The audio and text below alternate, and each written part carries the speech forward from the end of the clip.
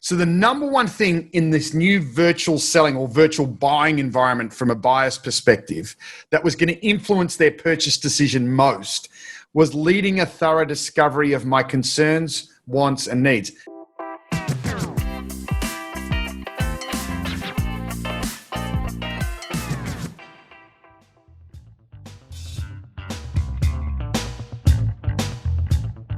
Welcome to the Modern Selling Podcast, where we help the entire sales community to create more sales conversations with today's modern buyer.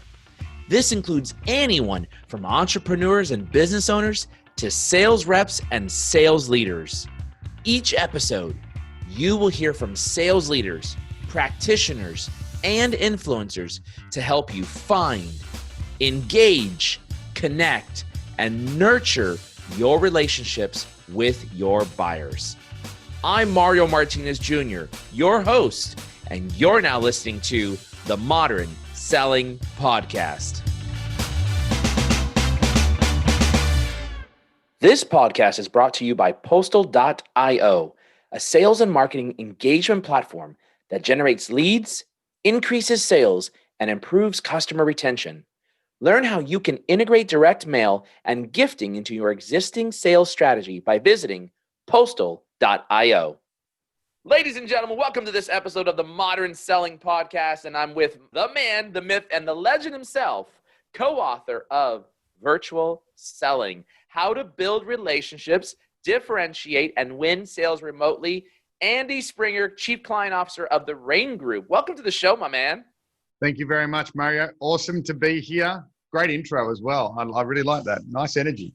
You could take that intro now and you can clip it and you'll have the voice of God every time you walk on stage. Ladies and gentlemen, welcome to the stage, Andy Springer. You're welcome. I like it. I like it. Oh, man, I'm very excited to have you here. A lot of fondness, the Rain Group and what you guys are doing. Fantastic. One of the top sales training companies. So been following your guys' work. I know Mike and you, and so great job out there and what you're doing. And Chief Client Officer, tell me what that means, Chief Client Officer. Yeah, it's a fantastic role. There's never a dull moment. I can tell you that's the opening headline around that role. So my responsibility is really from once a client decides to engage the Rain Group, right through to what we call the result. And so the result is quite simple. It's exactly what that is. It's not about delivering a service as much as it is a range of activities, including training, consulting, coaching, to the point where we get our client to their results. So, and that's the world I live in, and that spans across strong focus on North America and Asia Pacific, and then supporting the other teams throughout the world to be able to get their clients to the outcome that they seek from us. So you and your team are in the trenches helping to deliver sales behavior change to improve results. Is that correct? Absolutely. The way I describe it is sales transformations. That's what we do. When I'm sitting there and explaining to people what does Rain Group actually achieve, the value it brings is sales transformation. So, a lot of focus in the mid-market enterprise space globally, but we also work with smaller startups and a range of different other up-and-coming firms. So, it's a thrilling ride, and as I said, never a dull moment, and we just feel very blessed to be able to do what we do. It's not something that I have to ever. I'm never challenged getting out of bed in the morning. Fair. Well, so what I love about this is that you are actually in the trenches. You and your team are working with sellers and sales leaders and really helping with that sales transformation, if you would, changing behaviors, helping to improve results. And that's what you talked about at the end, is all the way through to results, proving out the results of what sales training should do, which is help improve performance or results, whatever it might be, ROI, all that good stuff. So that's fantastic. So do me a favor, as customary, Andy, I always ask all my guests to share something that nobody knows about them, even if they were to look at their social profiles. And I'm looking for something juicy, man. I think I told you we had a guest who said, I ran an illegal poker ring all throughout college to pay my college way. So give me something juicy, buddy. As juicy as it gets. See, what you'll see on my social profiles is not a lot about me. I tend to keep I tend to keep fairly private existence. And that's usually just due to time. I don't have a lot of time spare to share. So I would say what no one in the broader world would know about me is when I click off, I took up competitive race sailing about 6 years ago. And I did it as a kid, but then never did anything for about 20 something years. And out of the blue, I just picked it back up and pretty much spend with my kids kind of Friday night through to Sunday in some form of sail racing. And it shocks people to think that it is one of the most challenging sports mentally and physically I've ever thought of being engaged in and do, because no day's ever the same and you're always constantly challenged. So the thrill for me is that's what keeps me ticking and thinking about ways in which we're going to make a boat faster. It's an awesome way to switch off, and I've got the family involved too. So that's something that probably a lot of people out there don't know about, and I don't post about it either. So there you go. So to confirm, this is sail racing?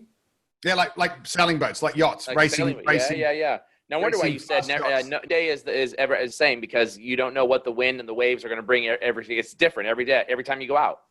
Yeah, I used to get really bored driving motorboats around, and I used to see, I did that once, and I just challenged myself to get out there and get into it, and I just fell in love with it. I'm a complete convert, and just challenging, the same boat in different elements each week, and finding ways to make that thing faster and have teams perform constantly beyond. Obviously has parallels in terms of what I do in terms of performance, but just in a completely different environment where you get to switch off and you are forced to take your mind and be focused on something else. Gotcha. Fantastic. Well, you're the first guest out of 3 years worth of podcast has ever told me sail racing. So that is definitely new and unique for sure. Quite interesting. I guess I'm just not a boat person. I love going out on the boats, but I guess I probably would be a boat guy. If I inherited a boat, I'd probably use it. If I went out and decided to go buy one, I'd probably use it. I never grew up with one. Mario, so. do you know the secret? The secret is the best boat is always someone else's. That's right. Never buy a boat would be my advice. All right. I'm with you on that one, especially because I understand the maintenance is pretty big on that. Big hole in the water. Just keep throwing cash in. Yeah, 100%. Note to self, don't buy the boat. I got you. Well, listen, let's transition into a great topic. And it's a topic that everybody is thinking about, talking about, and it's all around virtual selling. And you and some of the other folks at Mike and others, I think you had three. Wait, who were the three authors of the book? You, Mike Schultz, Dave Shaby, and myself. So you guys launched the book, Virtual Selling, How to Build Relationships, Differentiate, and Win Sales Remotely. It's gotten a lot of traction out in the marketplace from a bestseller on Amazon. So we'll make sure we put that into the show notes for everybody's listening. But talk a little bit about why. Why did you create the book? And what surprised you from everything that you were looking at in terms of the research that went into preparing for this, putting together the book? Yeah, pandemic hits. We are out there working with our clients, as you said, in the trenches, and it's really clear very quickly in kind of early March, we need to really transition the value prop that we bring to our clients in order to help them in this pandemic, because the world has changed dramatically. How you show up, how they're showing up to their clients or their prospects and seeking to win business off them just changed literally overnight. And most of our clients were not prepared. And so this was kind of if we're going to help them get prepared, we need to, take everything we got and we need to compact it. But you know what? The one ingredient that we're missing in our normal core offering is research. So actually what we did was we repurposed our Center for Sales Research very quickly. We're talking pivots and long days and long nights reconfiguring things. We went to market and we performed our in-depth research like we did, and this time focused on virtual selling, and we were able to capture some incredible outputs. I mean, we're talking, I guess 8 to 10 weeks into a pandemic and being able to really grasp super rich info from both buyers and sellers in terms of what's going on in the dynamic of complex B2B buying and selling.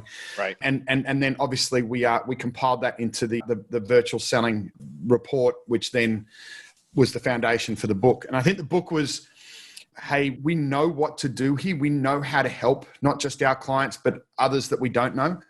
And virtual selling and the way in which we're helping organizations transition to virtual selling is actually, in some cases, completely outside of our normal sales methodology. So when I say that is, if an organization has an existing sales methodology they've adopted, which isn't ours, the approach we took was we can add more value to the world by being able to create an overlay. So here are the skills, the processes, and the systems to be able to to move your sales organizations and have them thrive in this virtual selling landscape without having to change your sales methodology. So we weren't going about this trying to, embed our methodology in more places like we normally do. This is more about how can we really seriously help give back to the selling organizations globally to solve an immediate problem. And that's where it came from.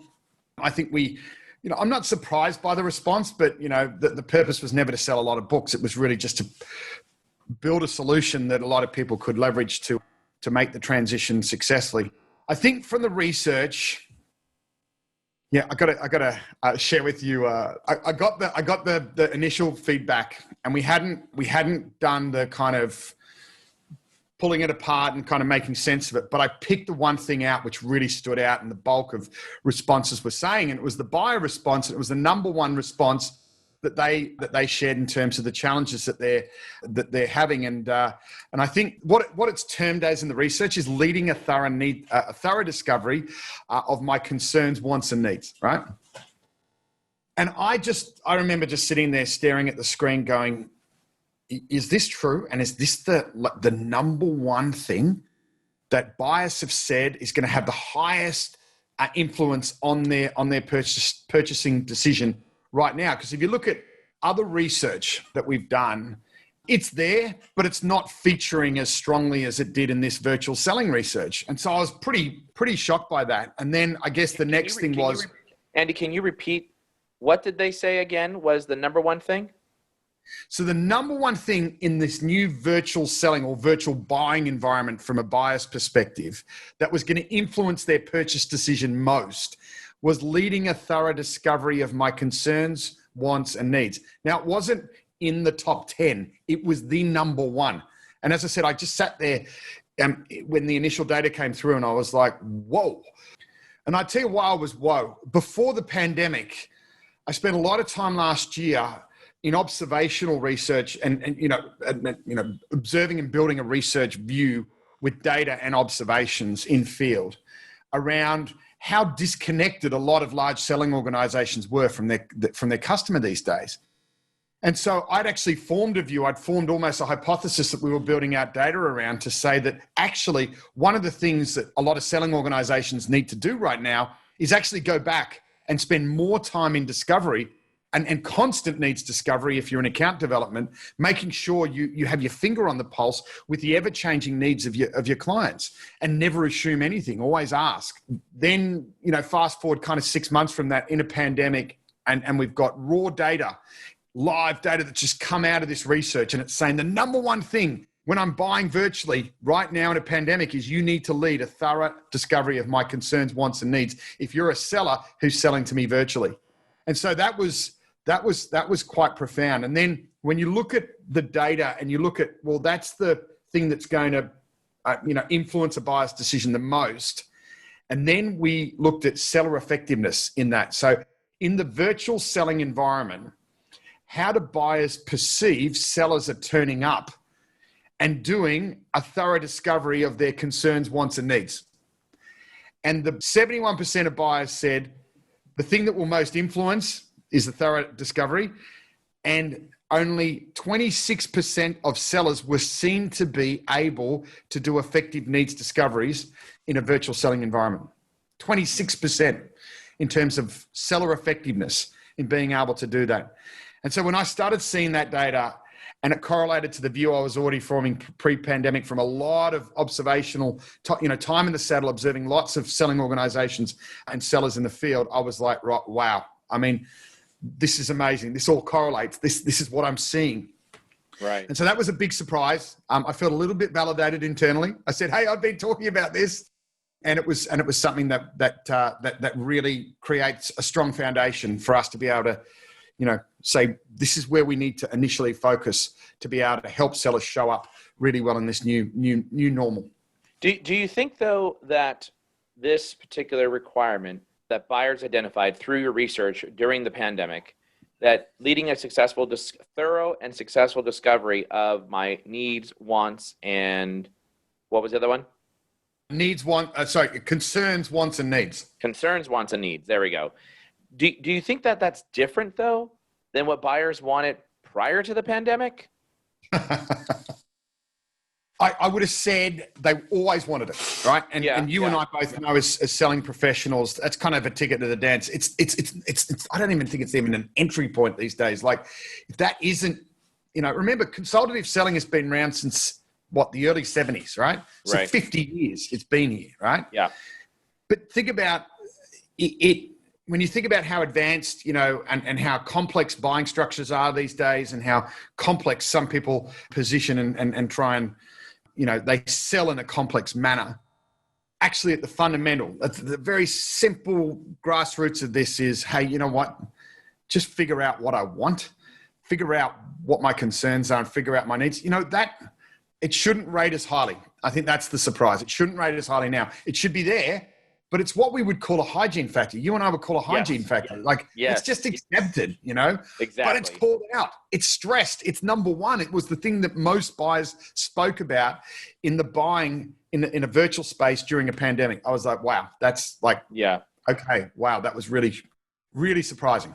You hit the nail on the head, and it was, to your comment, it's a hygiene. It's a sales hygiene, right? Yeah. This is like the sales hygiene 101. Understand the concerns, the wants, and the needs of the buyer so that you can actually sell something. But to your point, that buyers perceive that only 26% said that sellers were effective at doing discovery. Now, that's a pretty big gap, right? It's damning, isn't it? Really? Yeah, absolutely. So interesting, and we'll get into this, I'm sure. But today, our director of marketing was looking for a particular service, and he reached out, did the form. We already knew the company. We had done our research and reached out to the form, and an SDR, very green, reached out and on email said, hey, we can schedule a meeting. Here are the questions I need to know. And then one of the questions was, what's your revenue? And how many employees do you have? And what was the other one that was just like, what? So I'm qualifying you right now. Yeah. And so we're going to do a call so that you can ask the same questions that you just put in email. Okay. So he did the call. And he basically said, listen, this is what we're looking for. We need some help with blah, blah, blah, blah. We need to be able to bring in some consultants to help us with the strategy piece, and then help with the execution on the content side, and to help with some of the digital marketing, the SEO. And he goes, well, I need to know how much revenue you guys have. And so my marketing director asked me about that. And I said, first of all, we're a private company. Secondly, they're not even under NDA. Third, I would never even give it to them. Right. And so then the SDR says, well, the reason why he wanted to know was because generally they want to be able to identify a percentage of our revenue is what it will cost. So now we figured out the reason why you're asking was like, okay. So then we get on to the meeting. So the SDR says, okay, I think you're qualified. I still need to know the revenue, but I'm going to get you in touch with my sales account manager or my sales account executive. He's available in 3 hours from now.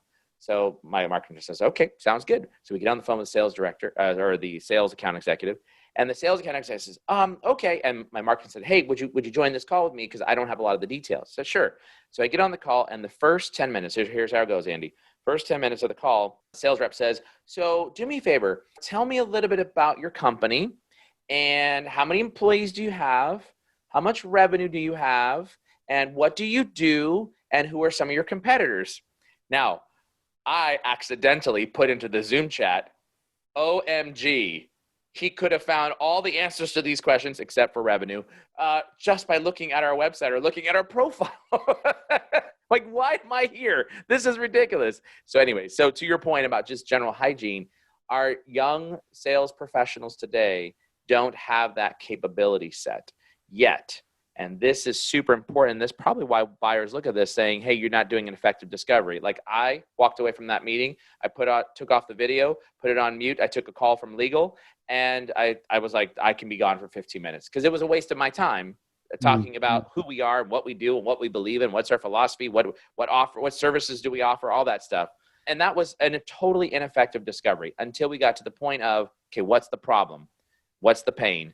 So it's very interesting you talk about that. Now, I want to ask you another question, but before I do, I want everybody to listen to this message from our program sponsor.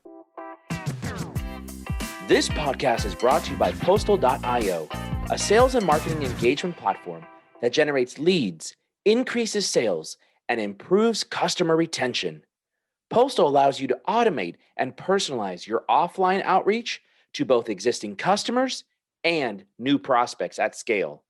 Learn how you can easily integrate direct mail, gifts, charitable donations, and even alcohol into your existing sales, marketing, and retention strategies. Visit Postal.io today and request a demo so you can boost your pipeline and close more deals.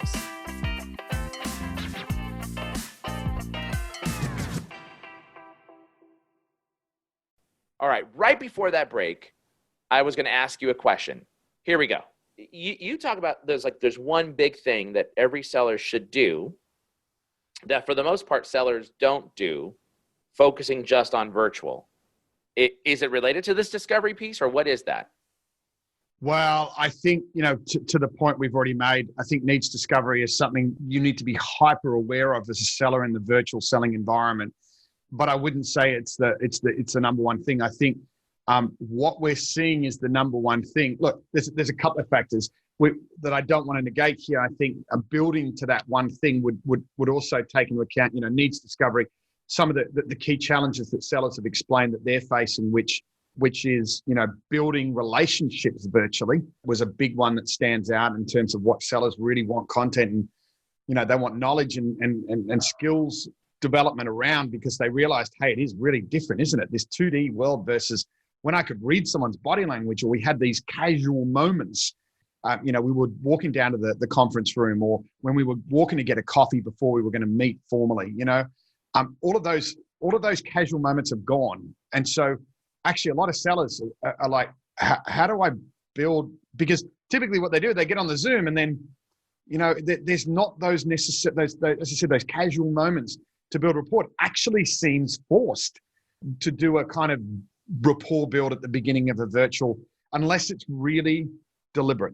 And so I'll talk about deliberate a bit, but I think not negating the fact that, building rapport, particularly if you're in net new business, if you're a BDM and you're developing net new business, building rapport virtually can be a real challenge.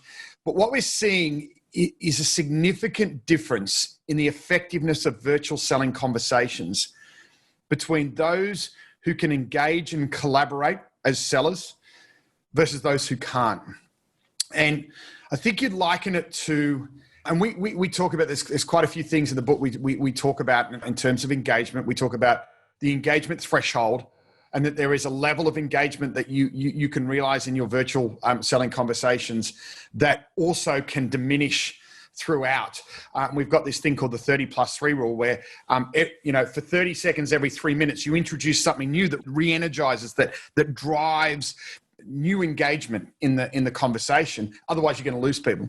And then we refer to this thing called the Ringelmann Effect, which is actually when you could sit in a conference room and, you could have 2 or 3 in the selling team, and you can have 4 and 5 in the buying team, all sitting around, collaborating and talking, and someone's on the whiteboard, or someone's, we're talking about data that we've got on the screen, and stuff that we've collected, or outputs that we're going to share back to the buyer.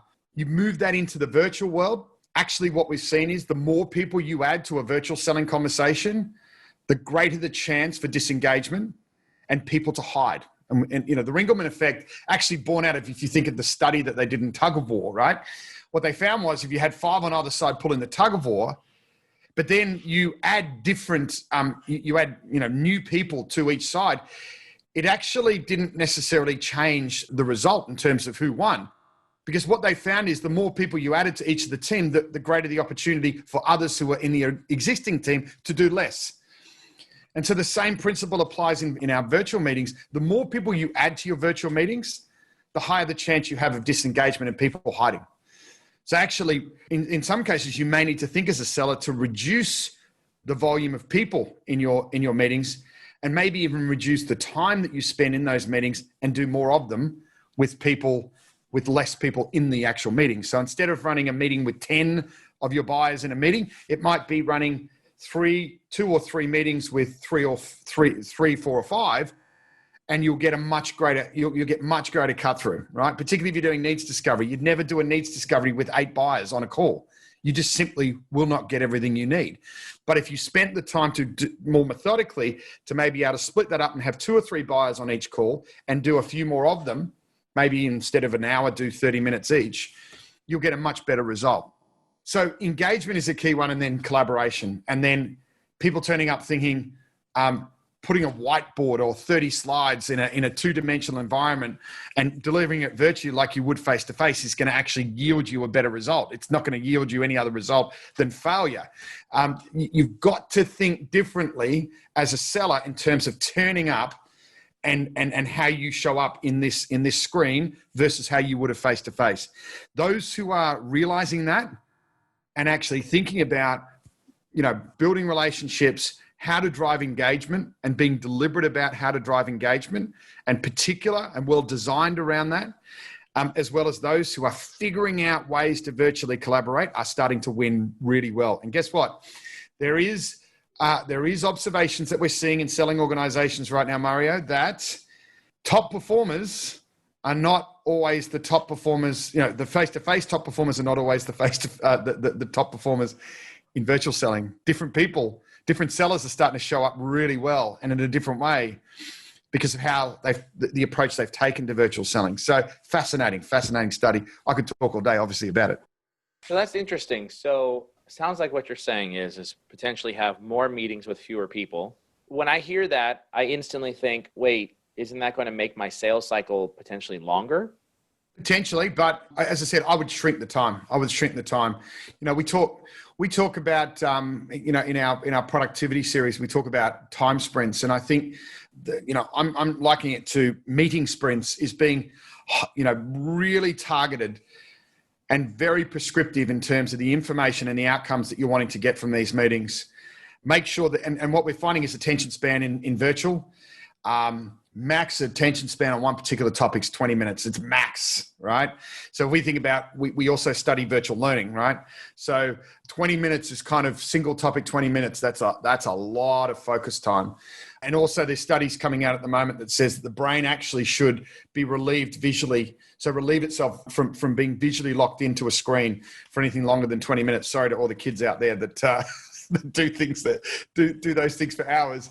But adult concentration span, particularly today, is very much in that 20-minute space. So why have a meeting for an hour if you're talking about the same topic? Think about how can I get that topic into a 20-minute, rapid, iterate it to a 20-minute, highly engaging, collaborative discussion, and then do more of them. You don't necessarily have to lengthen the sales cycle, but you've got to think about these things. The world has changed. So sales cycles can be, shortened or expanded depending on how you approach it. And I think the rule books change. You've got to change your approach. Interesting. So with a lot of the stats you gave out there were really great. I'm just thinking about how we run, our conversations and from a virtual selling perspective. And as you know, we're all about the virtual selling skills, prospecting skills, right? So how do you create a virtual selling prospecting skills environment for your sellers? And you're picking it up from the time that we say hello to the time that we close, and teaching some of the virtual sales skills. But I guess when I hear that, one of the things I think about is, well, wait a minute. So yes, I agree. You can't spend more than 20 minutes on a single topic. But if we've got an agenda and we've got whatever it is, 3 items that we're covering on this agenda, is each one of those items considered a topic? Therefore, I got 20, 30, 20, 40, 60 as an example. Or is the whole entire conversation that you're saying should only be no more than 20 minutes or 30 minutes? If possible. So ideally, if possible, right?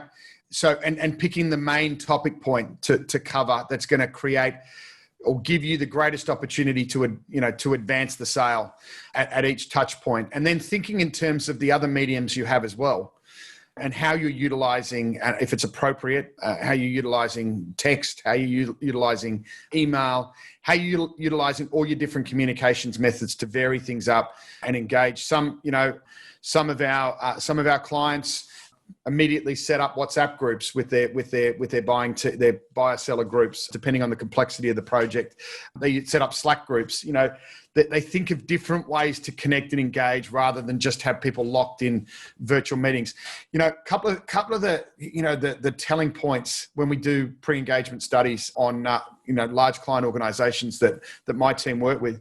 And in the early days of the pandemic, would you believe that the number one challenge that sellers were telling us that was going on was, how do I get a buyer to turn their video on, right? And that was like quite profound. It's like, a lot of buyers are not actually used to or ready for, or feel like they're wanting to engage in this. And we went and spoke to a lot of buyers in our clients. So we spoke to purchasing departments. We spoke to those who are actually working remotely, forced to work remotely from the pandemic.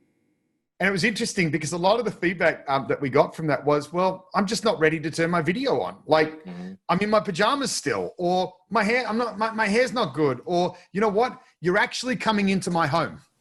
This is my personal space. So there needs to be a really good reason for me, even if I'm just getting to know you or I haven't done business with you before, has to be a really good reason as to why I'm going to turn a video on. And so, I know it's profound, I know it's simple, but it's basic human psychology. It's comfort, right? We're dealing with people who are now transitioned into a completely different working environment, and we're expecting them to behave the same as if they were in an office. It's just never going to happen.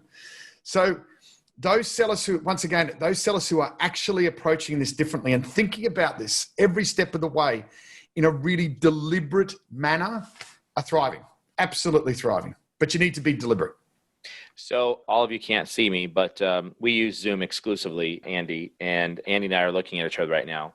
And I was on a call today with a fairly well-known organization, and it's CRO. So I was invited to the call. He and I were having a discussion. And this was our second discussion. And we started out the conversation, or we started out the last conversation a week ago, talking about, the good old days of us being the 45 and older, right? The things that we grew up on. You and I talked about it, Pac-Man, Donkey Kong, right? Like Atari, Space Invaders, the video games. But I was telling my kids' video game story before we started recording the show. So with that in mind, since I was talking about that with him the last time, this morning's meeting that we had, I started out and I changed this. The Zoom has this new thing called video filters. I don't know if you've seen it. Yeah. But they have these new things called video filters. So I started out looking like this, and I was on the old school TV, and so I said to the CRO. And so those if you're listening in on the podcast, look for video filters on Zoom. But now this one's got the old school TV. There you go. Yeah, and you've got the 1950s one. I got the 1970s one, right? So we got these video tools, and I started out, and he starts laughing with this TV on, and he goes, "Oh man, I remember that TV." And he goes, "When I was a little boy, he used to go click, click, click, click," and that's what you used to do. Is you turn these dials on the video filter. Pretending on the TV with this Zoom video filter. This is the old school 1970s box TV with the two dials on the top on the right. And it was click, click, click. And we spent maybe about 8 or 9 minutes just talking about the good old days, right? And reminiscing on some of the technologies and how they've changed. And then I said to him, you remember the big giant antenna on the back of this TV that you had two giant antennas that they stood about? The rabbit ears. Yeah, exactly. They stood about 4 feet tall.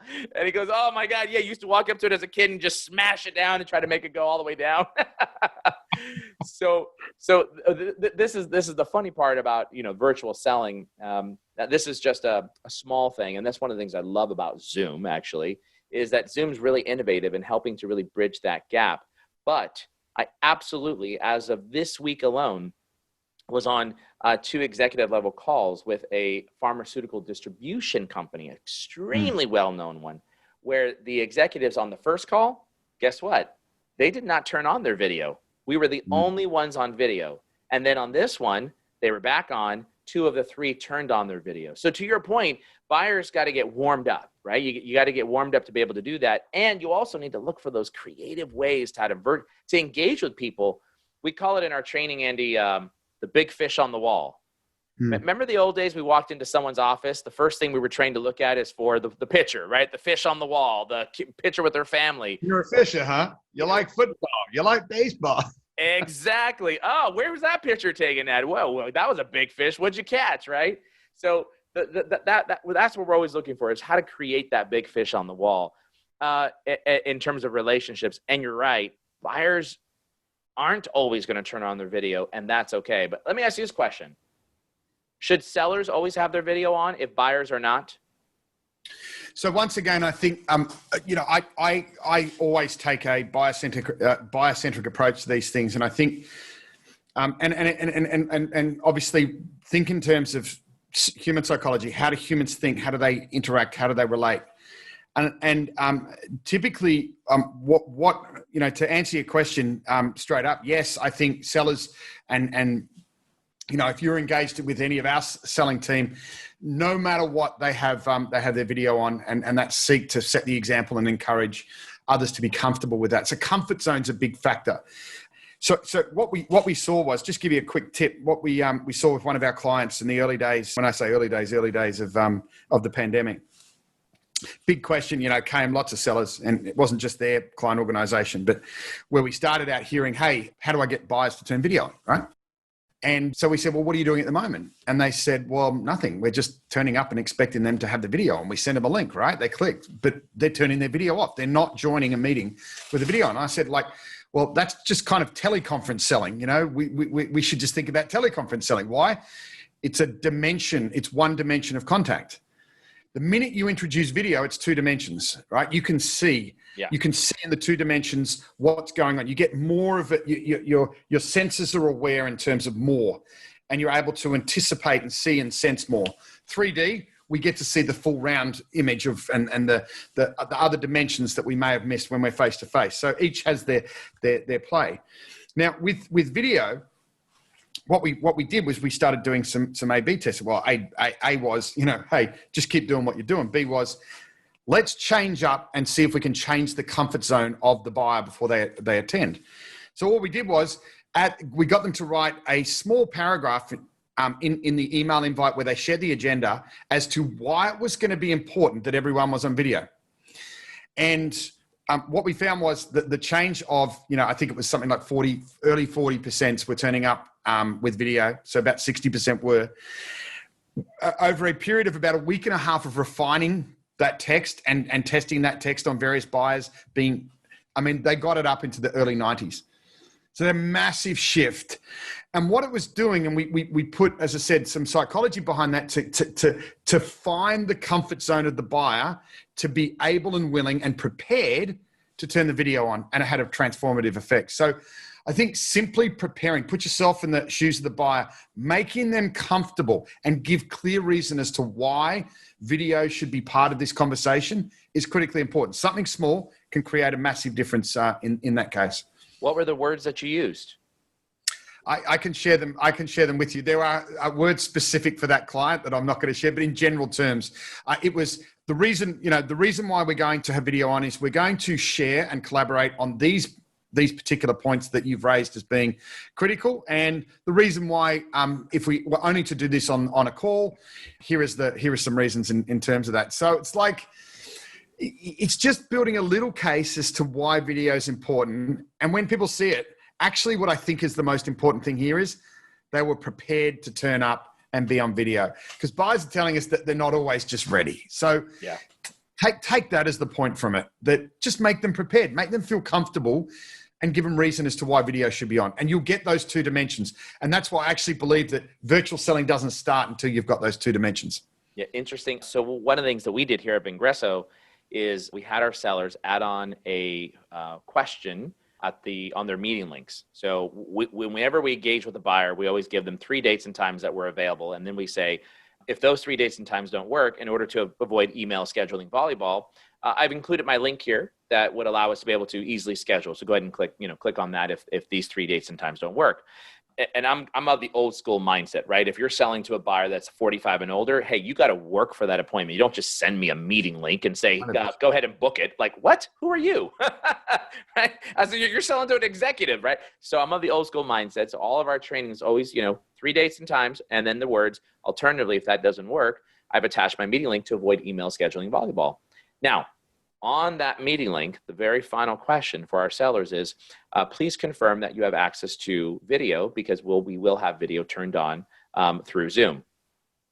And now it's not saying, please confirm that you will have video. Please confirm that you have access to video. And so that's the question that we ask on all of our meeting links. And then the buyer has only one or two options, yes or no.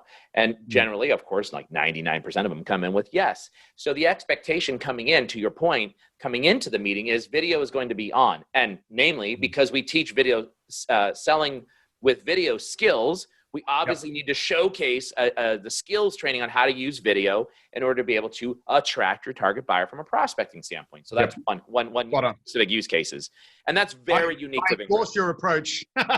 Yeah, exactly. We're going to enforce it. Exactly. Why? Because it's what buyers want. They want to be informed. And that's exactly what you're doing. You're giving people, through the questioning, the choice to start informing themselves. Do I want to be on video? Don't I be? Instead of, I think the big thing here is just expecting stuff. And I think you're in a different world now. Don't expect anything. Like, just, you've got to be deliberate. You've got to create this environment as a seller. Well, and I'll give you one more thing, and I want to get your feedback on this. So recently I was on a meeting with one of our sellers, and we were about maybe 8 minutes into the call, and we were right about out of that building rapport section and moving into, let's talk about some of the needs and the concerns and whatnot. And right before we went into that, he says, hey, by the way, I noticed, Johnny and Susie, that you didn't have video turned on. Are you in a position to be able to go ahead and turn on your video camera so you can join the party? And the person said, oh, I can't do it right now. My video camera broke. And the other one was like, yeah, actually, as a matter of fact, I've been trying to toy around with this thing and I can't get it to work, right? But and to me, it felt like a very non-threatening way of being able to say, like, coerce the buyer. Can you turn on your video? But I think a lot of sellers are scared to say something like that to a buyer. Yeah. Well, if they're scared about that, then what else are they scared about? And that's something for each seller to fair. 100%. I see our lead sellers do it all the time. Is they've got to, just ask the question. There's no harm in asking the question. And most times, if they haven't perhaps read the email or they haven't picked up on your other communications, they'll turn it on if it's available to them. And I think, once again, it's comfort. What we're finding is, as the pandemic continues, there is a growing expectation from a lot of buyers, particularly in B2B, particularly in the kind of top end of town, that this is the norm. But each to their own and each to each meeting. So yeah, ask the question. Couldn't agree more. One last question for you, because we're running out on time here, and that is, look, we know that a lot of, first off, as I think of this interesting time, there's never before been a time where both buyers and sellers are completely perfectly aligned in terms of how we actually engage. We're all digitally connected, we're socially engaged, we're mobile attached, and we're video hungry. And that's just because of the global pandemic. Most of us are now working from home, and not all places have opened back up. And even those that have, they're closing back down, right? Most people want to stay working from home. But it's really hard to work from home. There's a lot of distractions, and you and I, you probably know it, but most salespeople, we have squirrel syndrome. Look, a squirrel. The kids come in. I'm on executive calls all the time, and my 6-year-old just barges right in, and it comes right into the discussion, and I got to pause to say, hey, I need you to leave the room, or what's wrong, or something happened. There's a lot of distractions. Any tips for focus, concentration for working on Zoom or WebEx or whatever it might be for people who are doing it all day long? There's many different scenarios in the house and I can't talk to all of them, but I'll just give you a few. The first thing I'd say is, if you can create a separate space, i.e. if you can use a part of a bedroom and make that an office and it's quiet, do what you can. I know people who have moved in and kind of acquired parts of their kids' room and moved small tables in there, and it just needs to be a dedicated space. That's the first thing. I wouldn't just be laptop on the knees on a couch. Like, it just, you will present as professionally as you feel. And so if you are, you need to think that now we've transitioned into our home environment. The danger can be is you turn up too casual. And I'm seeing a few sellers I've given feedback to who are way too casual, right? Especially given the audience they're engaging with, and it all had to do with their environment. So I think I tell sales leaders is, go and do go and sit in on some of the virtual sales calls of your sellers and see how they're showing up, because you'll find a lot of in some cases, not a lot, but in some cases they're far too casual, and that's what's impacting their performance at the moment. They appear casual. The buyers think they're not taking them seriously or they're not worthy enough. And it creates a psychological disconnection very early on in the conversation. So create a space that's unique. I just saw one yesterday. Someone was in there, they were on the bench in their kitchen. But what they did really cleverly was they controlled the space behind. So the behind them just looked really clean and it looked professional. And what they'd said is they'd work with their partner, in this case it was her husband, to have their own specific space and make sure that they didn't walk behind, right? So the way they designed it is whilst they didn't have a separate room, they wouldn't walk behind each other, and they had noise-cancelling headphones and a really good microphone. Noise-cancelling microphone and headphones, I think it is. Well, you didn't pick up the peripheral sound in the microphone. So they thought really clearly about their technology, and they made investment in order to make their space work. Once again, they were deliberate. And I can't stop using that word. It underpins everything that we kind of, summarized from the book. It was everything is all about showing up and being deliberate in virtual selling, and that includes your environment. You've got to go to work on it and think about it. So interestingly enough, to that point that you just mentioned, we have been hiring a number of people, and we have a global force. And in the last 6 months in the pandemic, for salespeople, only 2 people came dressed up. Most other folks came with their T-shirt, their hoodie, or many other people had their open collared, shirt and whatnot. So it's been interesting to see that what you just said about buyers potentially not taking our sellers seriously because of how casual they are, I think is even transcending into I'm getting on the line to be able to do a recruitment call, and this is how I'm presenting myself. And that is an instant turnoff, especially for someone, if you're a leader that's 45 or older. We never show up to interviews like that. That's not the way we do interviews, right? So if people have that type of mentality today, then think about what they're doing on sales calls when you're not watching them at all. And that's a great point you just made there, Andy. And that's why I love tools like Gong as an example, where, even if you can't make it, guess what? I can pop right in right after the call later on that day. And I do that a lot with my sellers. Just take a look and what's happening. What are they saying? Are they saying the right things? Are they actually doing the right talk tracks? Especially because they're not in the office. They're not next in the cubes. That I can't hear them, what they're saying. I got to hear what they're saying on one-on-one calls. So interesting you mentioned all that. Listen, this has been a fantastic conversation all around virtual selling. And the book, one more time, it's Virtual Selling, How to Build Relationships, Differentiate, and Win Sales Remotely. It's available on Amazon. And so if people wanted to go out and buy it, we'll put the Amazon link in the show notes. And of course, you can go out and find it yourself. Andy, do me a favor. If somebody wants to connect with you, is the best way through LinkedIn, Twitter? You tell me. LinkedIn is the way. And I typically each day aim to get back to everyone through LinkedIn Messenger. So happy to take your connection, happy to take your questions on there. So make sure when you reach out to Andy Springer that you tell him you heard him on the Modern Selling podcast. Please send a personalized connection request so the guy knows where you heard him from. And make sure you tell him you heard him here on this podcast. Andy, one last question for you, buddy, and that is your all-time favorite movie. What is it? Yeah, don't hit me for this. Top Gun is my favorite movie. I think I've watched it. Look, I love Star Wars. I'm a sci-fi nerd as well, but I love Top Gun. I don't know. Just the whole plane thing, off an aircraft carrier. Never had a film that moved me as much as that as a kid. So yeah, love Top Gun. I watch it with my young son all the time. So it's a favorite. Top Gun it is then, my friend. Top Gun it is. Well, for all of you listening in right now, don't turn that dial. Listen to this very important message from our program sponsor. Don't forget to visit postal.io to learn how you can integrate direct mail and gifting into your existing strategy. Postal.io is a sales and marketing engagement platform that generates leads, increases sales, and improves customer retention. Thanks for listening to the Modern Selling Podcast. Please do me a huge favor and give the Modern Selling Podcast a rating and review on iTunes. I would appreciate it. Also, if you want to easily find our show, just go to themodernsellingpodcast.com.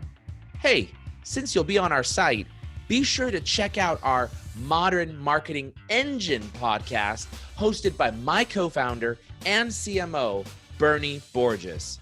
Thanks for listening in, and until the next episode, good selling.